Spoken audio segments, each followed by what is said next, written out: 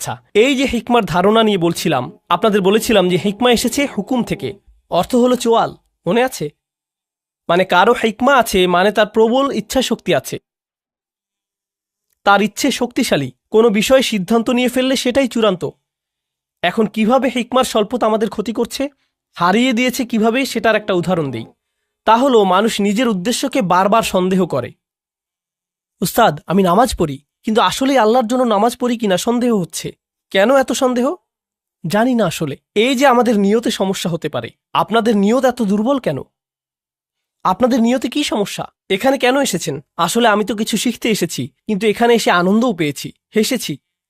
এখন আমি কি এখানে কৌতুক উপভোগ করতে এসেছি, নাকি আল্লাহর জন্য এসেছি? আমি কি আল্লাহর জন্য হেসেছিলাম, নাকি হাসির কৌতুক করেছিলেন শুধুমাত্র এজন্যই মজা পেয়ে হেসেছি? তাই জানি না নিয়ত নষ্ট হলো নাকি।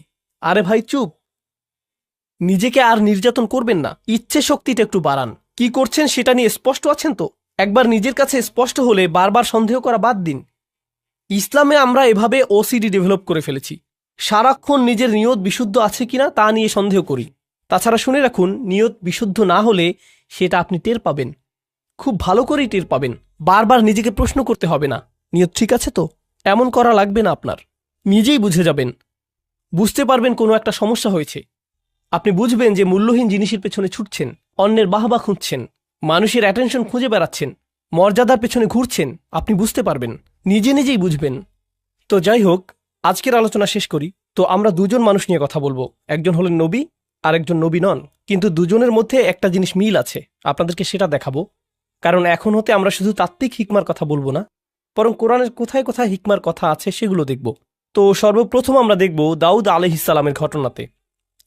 কোরআনের এখানে আপনারা পাবেন, আপনাদের অনেকের ফোনেই কোরআন অ্যাপ আছে, সেখানে খুলে দেখতে পারেন ইনশাআল্লাহ। আমিও খুলছি, এখান থেকেই আপনাদের সাথে পড়ছি, ঠিক আছে? তো এটা হলো সূরা নাম্বার ৩৮ সদ, আয়াত নাম্বার ১৭। আচ্ছা, উসবির আলামা ইয়াকুলুন আযকুর আবদানা দাউদ যাল ঈদ ইন্নাহু আওয়াব। এখানে বলছে ধৈর্য ধরুন। নবীকে বলা হচ্ছে যে তারা যা কিছুই বলে সেগুলোর উপর ধৈর্য ধরুন, আর আমার বান্দা দাউদের কথা স্মরণ করুন। তার ছিল ক্ষমতা, তার প্রচণ্ড ক্ষমতা ছিল, বারবার আল্লাহর কাছে ফিরে আসত। ইন্নাহু আওয়াব। ইন্না সাখখারনাল জিবালা মাআহু, আমি তার জন্য পাহাড় পর্বতসমূহকে বশীভূত করেছিলাম। ইউসাব্বিহনা বিল আশিয়্যি ওয়াল ইশরাক, তারা আল্লাহর গুণগান করত, মানে পর্বতরাও তার সাথে রাত আর দিনের বেলা আল্লাহর প্রশংসা করত। অত্তয়রা মাহশুরত, আর পাখিরাও তার চারপাশে ভিড় জমাত। কুল্লুল্লাহু আওয়াব, তারা বারবার তার কাছে ফিরে আসত। ওয়াশাদাদনা মুলকাহু, এই জায়গাটাতে আমাদের আলোচনার বিষয়বস্তু। আর আমি তাকে দিয়েছিলাম, তার রাজত্ব শক্তিশালী করেছিলাম। ও আতাইনাহুল হিকমা, আর তাকে দিয়েছিলাম হিকমত। যেহেতু আমাদের আলোচনাটাই হলো হিকমতের, তাই না? আল্লাহ বলছেন আমি তাকে শক্তিশালী করেছিলাম, তার রাজত্বকে, আর তাকে দিয়েছিলাম হিকমা অফাসলাল খিতাব, আর তাকে দিয়েছিলাম সিদ্ধান্তমূলক বক্তব্য, শক্তিশালী বাগ্মিতা। আচ্ছা, এখন যখন আল্লাহ বললেন যে তিনি তাকে হিকমা দিয়েছেন, তাই তিনি এখন তার ব্যাপারে একটা ঘটনা জানাবেন। পুরো ঘটনার বিস্তারিত আলোচনায় যাব না, সংক্ষেপে শুধু বলবো দাউদ আলাইহিসসালাম তার কক্ষে ছিলেন। আল্লাহ বলেন ওয়াহাল আতাকা নাবাউল খসম, আপনার কাছে বিবাদকারী লোকদের খবর এসেছে কি? ইজ তাসাওয়ারুল মিহরাব, দাউদ আলাইহিসসালাম ছিলেন রাজা, আর রাজারা তো থাকে রাজপ্রাসাদে, আর রাজার কক্ষ সাধারণত প্রাসাদের একদম উঁচুতে থাকে, নিরাপদ স্থানে। তো যেখানে নামাজ পড়ে, তো তিনি তার কক্ষে ইবাদত করছিলেন। মিহরাব হলো ঘরের সেই কোণার অংশ যেটা একটু আড়াল, যেখানে নামাজ পড়ে। তিনি ইবাদত শেষে পেছনে ফিরেই দেখলেন তার ঘরে কয়েকজন মানুষ। চিন্তা করুন তো, তার নিজের শোবার ঘরে, একদম ভেতরের ঘরে ঢুকে গেছে তারা। তাহলে কল্পনা করতে পারেন, এই যে আমাদের আমেরিকায় হোয়াইট হাউস আছে, তাই না? আর এই হোয়াইট হাউসে তো নিরাপত্তার অতিরিক্ত অনেকগুলো স্তর আছে। ছাদের ওপর স্নাইপার আছে, সিকিউরিটি গার্ড আছে, কুকুর আছে, এই সমস্ত কিছুই আছে ওখানে, তাই না? আর একদম ভেতরে আছে প্রেসিডেন্টের বাসভবন। তো প্রেসিডেন্ট ধরুন বাথরুম থেকে বের হয়ে দেখলেন সেখানে ৬ জন বসে আছে। প্রেসিডেন্ট সাহেব, আমাদের একটা প্রশ্ন আছে, মানে কেউ যদি নিরাপত্তার এতগুলো স্তর পেরিয়ে আসে, তবে এটার মানে কি হবে? হত্যা করতে এসেছে, তাই না? মানে তো এটাই। কিভাবে তারা এতগুলো নিরাপত্তা স্তর পেরিয়ে একদম বেডরুমে এসে উপস্থিত হয়, বুঝতেই পারছেন। তো তিনি ফিরে দেখলেন এতগুলো মানুষ। ইদ দাখালু আলা দাউদ, তারা মিহরাবে দাউদের কাছে এলো। ফফাজি আমিন হুম, তিনি তাদের দেখে ভয় পেয়েছিলেন, হতবাক হয়ে গিয়েছিলেন, কি হচ্ছে এখানে, তাই না? তাছাড়া দেখুন, দাউদ আলাইহিসসালাম কিন্তু শুধু রাজাই ছিলেন না, তিনি সামরিক নেতাও ছিলেন। আর সামরিক নেতাদের কিন্তু শত্রু থাকে। আর তাই তারা যদি তাদের ব্যক্তিগত স্থানে কাউকে দেখতে পায় তবে বুঝে ফেলে যে এখানে হত্যার চেষ্টা হবে। তো তারা বলল, লা তাখফ খসমানা বাগা বাদুনা আলা বাদ।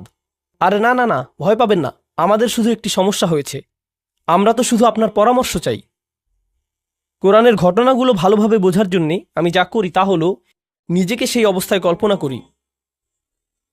এজন্য আমি কল্পনা করলাম যে এই যে এখানের প্রোগ্রাম শেষ করে আমার হোটেলে ফিরে গেলাম, আমার হোটেল রুমের বাথরুমে গিয়ে ফ্রেশ হয়ে নিলাম, এরপর বের হয়ে দেখি সেখানে আপনাদের 8 জন বসে আছেন আমার বিছানায়। উস্তাদ, তখন আপনার সাথে কথা বলার সুযোগ পাইনি। আমার একজন কাজিন এই হোটেলে কাজ করে, তাই একটি প্রশ্ন আছে। আপনি এক ভিডিওতে বলেছিলেন, আরে আমি তো ওখানে ভয়ে ভূত হয়ে যাব।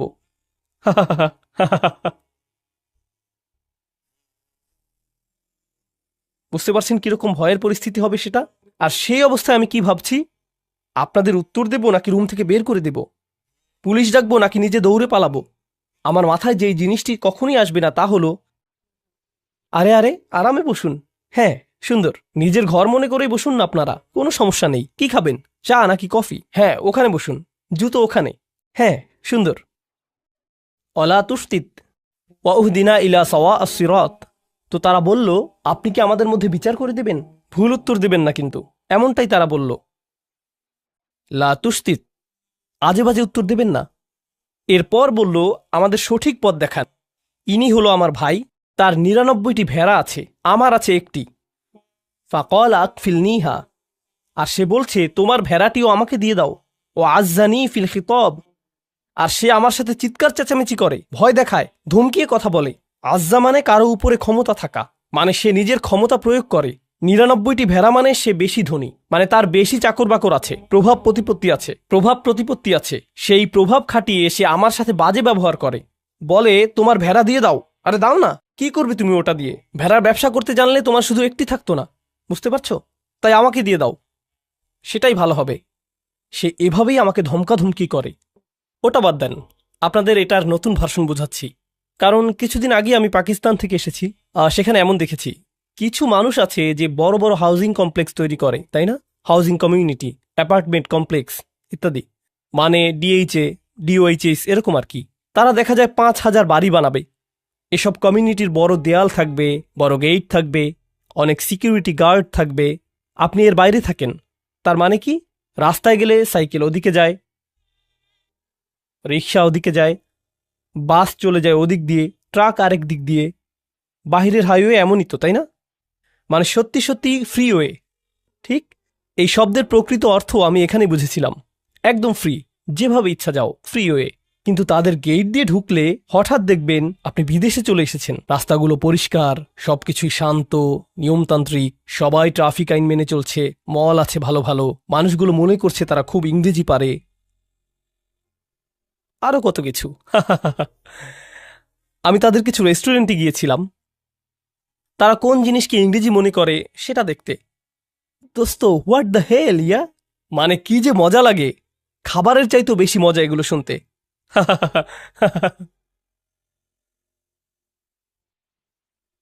আচ্ছা, তো কোরআনে ফিরে যাই। তো তারা যা করে তা হলো এসব হাউজিং সোসাইটি বানায়, কিন্তু তার মধ্যখানে একজন থাকে খুবই পুরনো জীর্ণ শীর্ণ একটা বাসা নিয়ে। সে এটা বিক্রি করবেই না, তার জমি বিক্রি করার কোনো ইচ্ছেই নেই। তারা তখন কি করে জানেন? তার আশেপাশে সমস্ত জায়গায় বিল্ডিং তুলে দেয়,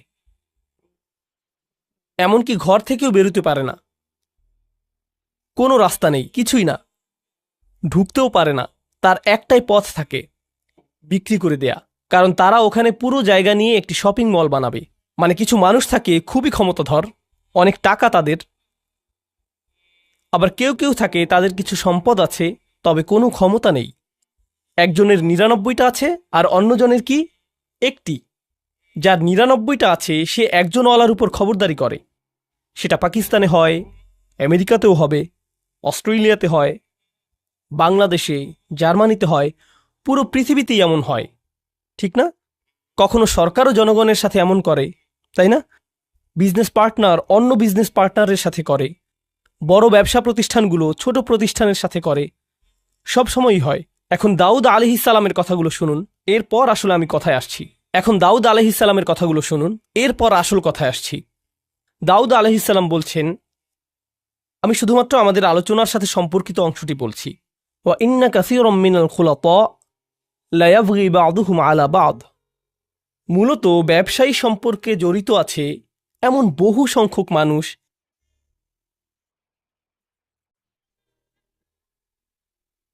আর প্রেক্ষাপট থেকে বুঝতে পারছেন যে কে কার সাথে জুলুম করছে। যার কাছে বেশি আছে সেই দেখা যায় তুলনামূলক দরিদ্রের সাথে জুলুম করে, ঠিক কিনা? আর যার ক্ষমতা আছে সে অন্যদের ভয় দেখায়। এটা সবখানেই হয়। খুলাতা এর মূল অর্থ হলো যেসব মানুষের জীবন একে অন্যের সাথে জড়িত। যেমন ধরুন পরিবার, তাই না? তো ধরুন কোনো এক পরিবারে একজন পিতা আর 6 জন পুত্র আছে, ঠিক আছে? এক পুত্র অন্যদের চাইতে বেশি ধনী আর রাজনৈতিক কানেকশনও আছে, বাকি ভাইদের এমনটা নেই। অথবা দুজনের এরকম আছে, বাকি 4 জনের নেই। এখন উত্তরাধিকার সম্পদ গ্রহণের সময় আসলে বুঝতেই পারছেন কারা কারা তাদের অংশ সঠিকভাবে পাবে না, তাই না? কারণ যাদের ক্ষমতা আছে তারা যাদের ক্ষমতা নেই তাদের সরিয়ে দেবে, কিংবা তাদের হয়তো কিছুই দেবে না, ঠিক কিনা? তো এই ধরনের জিনিস তো ঘটেই। তাই দাউদ আলাইহিসসালাম বলছেন, অনেক ক্ষেত্রে যেসব মানুষ একে অন্যের সাথে সংযুক্ত তারা একে অন্যের ক্ষতি করে থাকে। ঠিক এই বক্তব্যটা দিলেন তিনি। এরপর বললেন, ইল্লাল্লাযীনা আমানু ওয়া আমিলুস সলিহাত ওয়া কলিলুম মা হুম।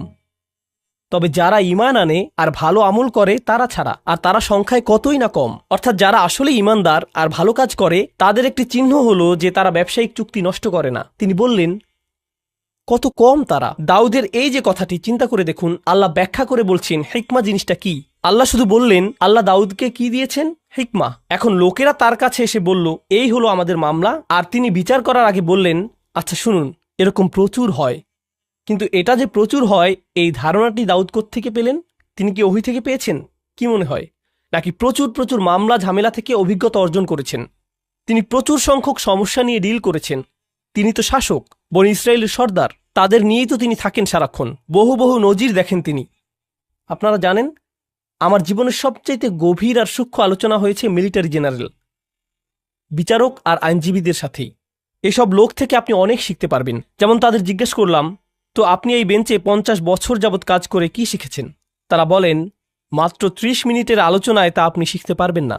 আমি বললাম, শুরু তো সবখানেই থাকে, আগে শুরু তো করি, কিছু একটা অন্তত বলুন। ঠিক এই ধরনের অভিজ্ঞ মানুষদের থেকে অনেক কিছু শিখেছি আমি। কোরআন এখানে করেছেটা কি অসাধারণ। কোরআন বলছে যে জীবনের অভিজ্ঞতাগুলো সেগুলোই আপনাকে শেখাবে। কি শেখাবে? প্রজ্ঞা। আর আল্লাহ যখন বললেন যে তিনি দাউদ আলাইহিসসালামকে হিকমা দিয়েছেন, এটাই তিনি বলেছেন, তাই না? আল্লাহ মূলত বলছেন যে তিনি দাউদ আলাইহিসসালামকে জীবনের বাস্তব অভিজ্ঞতা দিয়েছেন, যেগুলো তিনি শিখেছেন মানুষ কিভাবে চলে, সমাজ কিভাবে কাজ করে। এই প্রজ্ঞারই অংশ থেকে তিনি এই মামলা বুঝে নিচ্ছেন, মানুষের আচরণ বুঝছেন। বুঝতে পারছেন আমি কি বলছি? হিকমার পক্ষে অসাধারণ একটা উদাহরণ কিন্তু এটা। এখন এর আগে আপনারা হয়তো ভাবতেন হিকমা এমন কিছু যা আল্লাহর কাছ থেকে আসে, হয়তো আধ্যাত্মিক কিছু একটা, মানে আপনি খুবই ইবাদত করলে হয়তো হিকমা চলে আসবে। এটাও কোরআনে আছে যদিও, এটা হিকমাতের আধ্যাত্মিক একটা অর্থ। কিন্তু এই আলোচনায় হিকমাতের ভিন্ন একটা স্তরের কথা এসেছে। মনে হয় যেন একেবারেই ধর্মনিরপেক্ষ একটা ব্যাপার, ধর্মের সাথে কোনো সংযোগই নেই যেন। কি এটা তাহলে? বিচারক হিসেবে তার কাজ, তিনি মানুষকে অনেক আজে বাজে কাজ করতে দেখেছেন, অনেক কিছু শিখেছেন, অনেক কিছু শিখিয়েছে এসব তাকে। আমার মতো কোরআনের একজন ছাত্রের জন্য এতে কি হয় জানেন? এতে কি হয়, যখন আমি কোরআনের ভেতর কোনো কিছু শিখছি, যেমন ধরুন এখন শিখছি তালাকের আয়াতটা, আগামীকাল আমরা তালাকের এই আয়াত নিয়ে কথা বলবো, কারণ এখানেও হিকমার প্রসঙ্গ এসেছে। সেটা বেশ মজার একটা আলোচনা হবে। তো যাই হোক, যদিও এরপরেই আমি চলে যাব। তো যাই হোক, কিন্তু এই বিষয়টা যে কারণে তুলেছি তা হলো, আপনি যখন তালাকের আয়াত দেখেন কিংবা যখন তালাকের কেসগুলো দেখেন, তালাক সম্পর্কিত বিচারকদের দেখেন যে তারা কি কি খেয়াল করেন, তাদেরকে বাস্তব জীবনের অবস্থাগুলো ভালোভাবে দেখতে হয়, সেখান থেকে শিখতে হয়। তাই যখন আমি তালাকের আয়াত পড়ি তখন আমি সত্যি সত্যি একজন ডিভোর্স অ্যাটর্নির সাথে কথা বলি, ম্যারেজ কাউন্সিলরদের সাথে কথা বলি, মনোবিজ্ঞানীদের সাথে কথা বলি, তালাকের অভিজ্ঞতা আছে এমন লোকদের সাথেও কথা বলি। বুঝতে পারছেন? এর কারণ এই আয়াতগুলো বুঝতে যেই হিকমা প্রয়োজন সেটা তাদের আছে। কি ধরনের হিকমা আছে তাদের? জীবনের অভিজ্ঞতা। খোদ কোরআনেই দাউদ আলাইহিসসালামের মাধ্যমেই হিকমার এই ধরনকে স্বীকৃতি দেওয়া হয়েছে। দাউদ আলাইহিসসালামের হিকমা মূলত হলো জীবনের অভিজ্ঞতা। তো আমি যা বলছি তা হলো কোরআন হিকমার সংজ্ঞায় বেশ বিস্তৃত পদ্ধতি নিয়েছে, আর আমরা এই সবগুলো উদাহরণ দেখব।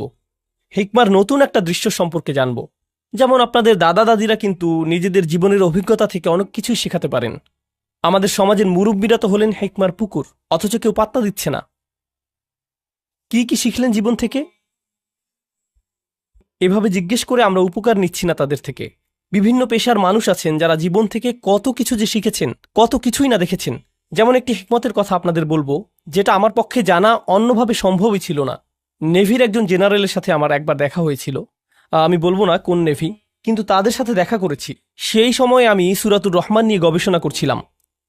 আর সূরা আর রহমানে আল্লাহ বলেন, মারাজাল বাহরাইনি ইয়ালতাকিয়ান বাইনাহুমা বারযাখুল লা ইয়াবগিয়ান, তাই না? তিনি দুটো সমুদ্রের কথা বলেছেন, যেই দুটো সমুদ্র মিলিত হয়। তার সাথে তিনি মুক্ত আর প্রবালের কথা বললেন। এরপর তিনি পাড়ি দেয়া জাহাজের কথা বললেন, লাহুল জাওয়ারিল মুনশাআতু ফিল বাহরিকাল আলাম। ঠিক এরপরেই তিনি বলেন, কুল্লু মান আলাইহা ফান, সবাই মারা যাবে, সবাইকে মরতে হবে।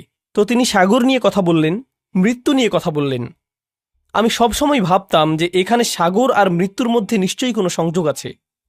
তাহলে যে সাগরেই জীবন পার করেছে তাকে জিজ্ঞেস করার চাইতে ভালো আর কি হবে? তাই আমি সেই জেনারেলকে জিজ্ঞেস করলাম, আপনি তো পুরোটা জীবন সাগরে পার করেছেন, এই আয়াত সম্পর্কে বলুন তো, এটা পড়লে আপনার কি মনে হয়? তিনি বললেন, শুনুন, যখন জাহাজ ডকইয়ার্ড ছেড়ে যায়, সেই নাবিক যখন জাহাজের ডেকে থাকে, তখন এমন একটা দিনও যায় না যে সে ঘুমোতে যাবার পূর্বে বা ঘুম থেকে উঠে প্রথমেই মৃত্যুর কথা মনে করে না। কারণ আপনি হয়তো ভাবছেন আশেপাশে পানি, কিন্তু সে সারাক্ষণই মৃত্যুই দেখতে পাচ্ছে। যে কোনো সময় সুনামি আসতে পারে, জাহাজ নষ্ট হতে পারে, কোনো কিছু আক্রমণ করতে পারে, কিছু একটা হয়ে নিচে ফুটো হয়ে যেতে পারে, মানে যে কোনো কিছুই হতে পারে। ঠিক তো তারা সারাক্ষণই মৃত্যুকেই যেন দেখছে। যে লোক তার জীবন সাগরে পার করে দিয়েছে, তার কাছ থেকে এই প্রজ্ঞা না পেলে আমি কিন্তু কখনোই সাগর আর মৃত্যুর মাঝে এই যে অসাধারণ সূক্ষ্ম সম্পর্ক, সেটা ধারণাই করতে পারতাম না। তারাই কিন্তু একদম নিজের অভিজ্ঞতা থেকে বুঝিয়ে দিতে পারবেন ওর মধ্যে সম্পর্কের কথা। এই গুরুত্বপূর্ণ জিনিসটাই আমি চাচ্ছিলাম আজকে আপনাদেরকে বোঝাতে। এই যে হিকমা আর জীবনের অভিজ্ঞতার মাঝে সম্পর্কটি, এটা কিন্তু কোরআনেই আছে। পরের ঘটনাটি হয়তো বলার সময়ই পাবো না আজকে। আচ্ছা, তবুও একদম সংক্ষেপে বলি। এই দ্বিতীয় ঘটনাটি হলো আধ্যাত্মিক প্রজ্ঞা সম্পর্কিত, জীবনের অভিজ্ঞতা প্রসূত প্রজ্ঞা নয়। কি সম্পর্কিত? আধ্যাত্মিক হিকমা। তা কোরআন থেকে নয়, ওহী থেকে নয়, নবুয়ত থেকেও নয়, বরং সেটা আসছে লুকমানের উদাহরণ থেকে। আল্লাহ লুকমানকে হিকমা দিয়েছিলেন, কিন্তু সেই হিকমা কী ছিল? পুরো দুনিয়া সম্পর্কে চিন্তাভাবনা করার পর, জীবন নিয়ে ভাবার পর, একজন পিতা হবার পর যেই হিকমা লুকমানের এলো, তা হচ্ছে আপনাকে শুধু শুকরগুজার হতে হবে। আনিশকুরলিল্লাহ, শুকরগুজার হতে হবে আপনাকে। এখন যে কোনো বাবা মাই কিন্তু এটা জানেন, জীবন কি সহজ নাকি কঠিন? জীবন অনেক কঠিন। জীবনের প্রত্যেক ধাপই নিজস্ব এক কাঠিন্য নিয়ে আসে। সন্তান প্রতিপালন আরেক ধরনের কঠিন কাজ। বাচ্চাদের যখন বয়স বাড়ে, তাদের প্রত্যেক বয়সে জীবন নতুন নতুন জটিলতা নিয়ে হাজির হয়। আপনি ভাবছেন এখনই সবচাইতে কঠিন ধাপ, কিন্তু পরের বছর ভাবেন, আরে এই বছর তো আরো অনেক কঠিন। আপনি যখন ডায়পার বদলাচ্ছেন, তখন বলেন, হায় আল্লাহ, এই বাচ্চা এত ডায়পার কিভাবে নষ্ট করে, তাই না? কবে শেষ হবে এই কষ্ট? এই পিতামাতাই যারা একটা সময়ে ঘুমের অভাবে মরেই যাচ্ছিল, 2 ঘন্টা পর পর উঠতে হচ্ছে, ঢেকুর তুলে দিতে হচ্ছে, ন্যাপি পরিষ্কার করতে হচ্ছে, আরও কত কি। 19 বছর পর তারাই আবার বলেন, যখন তোর ডায়াপার পরিষ্কার করতাম সেই সময়টা মিস করি, তখনই তুই ভালো ছিলি, আর এখন তো জ্বালা সহ্য করতে হয়। নতুন পরীক্ষা। লুকমানের জীবন খুব সহজ ছিল না। তার জীবনের অভিজ্ঞতাগুলো তাকে আধ্যাত্মিক এক প্রজ্ঞা দিয়েছেন। কি সেই আধ্যাত্মিক প্রজ্ঞা? আল্লাহর প্রতি কৃতজ্ঞ হও। আর তিনি বলছেন, যেই কৃতজ্ঞ হবে, কি অসাধারণ হিকমা দেখুন, যেই কৃতজ্ঞ হবে সে মূলত কৃতজ্ঞ হয় কিসের জন্য? কি বলছেন তিনি? অমাইয়াশকুর ফা ইন্নামা ইয়াশকুরু লি নাফসিহি। যেই শুকরগুজার হবে সে তো নিজের কল্যাণেই শুকরগুজার হবে। ব্যাপারটা অসাধারণ। আমি যদি কৃতজ্ঞ বান্দা হতে পারি, তাহলে জীবনে সেগুলোতে আটকে থাকবো না, সেগুলো নিয়ে দুঃখ পেতে থাকবো না। আমার সাথে মন্দ কিছু হলে সেটা নিয়ে বারবার দুঃখ প্রকাশ করি না, সেটা দিয়েই জীবন আটকে রাখি না। জানেন কেন? কারণ আমি এর বদলে কি ধরেছি? কৃতজ্ঞতা। কৃতজ্ঞতা মানে জীবনে যা কিছুই অতীতে হোক না কেন, আমি সেটার ভালো দিকটি খুঁজি। ভালো দিক না খুঁজলে আপনি কখনোই কৃতজ্ঞ হতে পারবেন না, সেটা অসম্ভব। আর এখন যেহেতু আপনি ভালো দিকটি দেখা শুরু করেছেন, জীবনে যা কিছুই মন্দ হোক না কেন, ভবিষ্যতের ব্যাপারে আপনার দৃষ্টিভঙ্গি কেমন হবে? ইতিবাচক, পজিটিভ। কিন্তু নিজের জীবনের অতীতে ফিরে তাকালে, পেছনে ফিরে তাকালে যদি কখনো ভাবেন কত ভয়ানক ঘটনা ঘটেছে, কত কষ্ট পেয়েছেন, অনেক কঠিন ছিল ঠিকই, কিন্তু যদি সেটা নিয়েই পড়ে থাকেন, তাহলে কি ধরনের মানসিকতা গড়ে উঠবে? আমার সাথে এত খারাপ হলো, আর তো জীবনে কখনোই ভালো কিছু হবে না। আমার সাথে শুধু খারাপই হয়, সারাক্ষণ আমি বিপদে পড়তে থাকি, শুধু আমার সাথেই কেন এমন হয়? মনোভাব এভাবেই বদলে যায়। কারণ শকর নেই যে। কারণ যদি আপনার মাঝে শকর থাকতো, তবে কৃতজ্ঞতা বোধও থাকতো। শকরগুজারি সবার আগে নিজের উপকার করে। অমা ইয়াশকুর ফা ইন্নামা ইয়াশকুরু লিনাফসিহি। কি অসাধারণ একটি হিকমত বলুন। এটা কিন্তু হচ্ছে আধ্যাত্মিক প্রজ্ঞা। এমনকি আমি তো বলবো এটা এক ধরনের মনস্তাত্ত্বিক প্রজ্ঞা। জানেন, আমেরিকাতে মানুষ ঘন্টায় $350 দিয়ে সাইকোলজিস্টের কাছে কি শুনতে যায়? আপনার কিছু পজিটিভ সাইকোলজি লাগবে। আমি কি শুধু সূরাতুল লুকমান পড়তে পারতাম না? আরে এমন করলে তো আমার অনেক টাকাও বাঁচত, আবার অনেক সোয়াবও পেতাম, তাই না? আর তাই হিকমার এই প্রথম অংশটি হলো আমার অভিজ্ঞতা নিয়ে কিভাবে চিন্তা করব আর আল্লাহ সম্পর্কে কিভাবে ভাবব। হিকমার দ্বিতীয় অংশে চলে যাই তাড়াতাড়ি, এরপর আজকের সেশন শেষ। আজকের এটাই শেষ বিষয়। লুকমান রাদিয়াল্লাহু আনহু তার ছেলেদের বললেন, কোনো পাপ কাজই ছোট নয়, এমনকি সবচাইতে ছোট কাজও আল্লাহ বের করে আনবেন। কোনো পাপ কাজই ছোট নয়। আমি যেই মূল বিষয়টি বলতে চাচ্ছি তা হলো যে কোনো পাপ কাজই কি নয়, ছোট নয়, এমনকি মাইক্রোস্কোপিক লেভেলের কাজও নয়, এমনকি পাথরের ভেতরে থাকলেও আল্লাহ বের করে আনবেন। ইয়াতি বিহাল্লাহ। আল্লাহ খুবই সূক্ষ্ম, আল্লাহ খুবই সুনির্দিষ্টভাবে করেন। আপনার পাপ কাজকে কখনোই ছোট করে দেখবেন না। আর তাছাড়াও আরও যোগ করি, এর বিপরীতে আপনার কিসের ক্ষমতাকেও ছোট করে দেখবেন না? ভালো কাজের। এমন ভাববেন না যে আরে এসব করে কী বা হবে, ইনফ্লুয়েন্সার তো আর হতে পারলাম না, লাখ লাখ ভিউ তো আর পেলাম না। বুঝতে পারছেন? এই আয়াতগুলো নিজেই পড়াশোনা করে দেখুন না। এখানকার আয়াতগুলো দেখলেই বুঝবেন। তিনি তার ছেলেদেরকে বলছেন, অন্যদের দিকে বাজেভাবে তাকাবে না, বিনয়ের সাথে চলাফেরা করো। তার পুত্রদেরকে বলছেন যে কোথাও যাবার সময়ে উদ্দেশ্য নিয়ে যেন যায়, উদ্দেশ্যহীন চলাফেরা যেন না হয়। অক্সিদ ফি মাশিক। আর তিনি তার ছেলেকে আওয়াজ নিচু করতে বলছেন, তার ক্রোধ নিয়ন্ত্রণ করতে শেখাচ্ছেন, ভদ্রতা শেখাচ্ছেন, তাই না? জীবনের উদ্দেশ্য শেখাচ্ছেন। সে ঘর থেকে বের হবার সময় যেন তার আসল উদ্দেশ্য থাকে, জীবন যেন অর্থবহ ও উদ্দেশ্যপূর্ণ হয়। এসব জিনিসের বেশিরভাগই তিনি তাকে নিজের চেহারার ভাবভঙ্গিও নিয়ন্ত্রণ করতে বলছেন। লা তুসঈর খদ্দাকা লিন্নাস। মানুষের দিকে গাল ফুলিয়ে তাকাবে না, মানুষের চেহারায় বিকৃত করবে না। বেশিরভাগ মানুষ কি মনে করে? এগুলো ছোট ব্যাপার নাকি বড় ব্যাপার? ছোট বিষয় মনে করে। হজ হলো বড় ব্যাপার, হারাম বিশাল ব্যাপার। বড় কোনো ইবাদত করলে সেটা বড় পুণ্যের কাজ হবে, কিন্তু অন্যের দিকে মন্দভাবে তাকানো এটা তো ছোট্ট বিষয়, কিছুই না।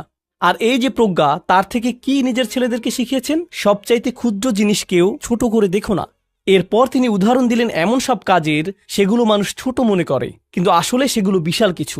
আল্লাহর চোখে সেগুলোও মূল্যবান। আপনি কিভাবে কথা বলেন, কিভাবে চলেন ফেরেন, আপনার মুখভঙ্গি কেমন, নিজের গলার স্বর কিভাবে ব্যবহার করেন, কি ভাষায় কথা বলেন সবার সাথে। ইন্না আনকারাল আসওয়াতি লা সাউতুল হামির। তিনি এই প্রজ্ঞা, এই আধ্যাত্মিক হিকমা শিখেছেন কিভাবে? কোনো ওহী থেকে কিন্তু তিনি এই হিকমা শিখেননি। এছাড়া মজার বিষয় হলো, অনেক মানুষ দেখবেন আপনারা যারা নিজেরা মুসলিম না হলেও লুকমানের উপদেশ মেনে চলে, তারা অন্যদের সাথে সদয় ভদ্র ব্যবহার করে, তারা উদ্দেশ্যপূর্ণ, তাই না?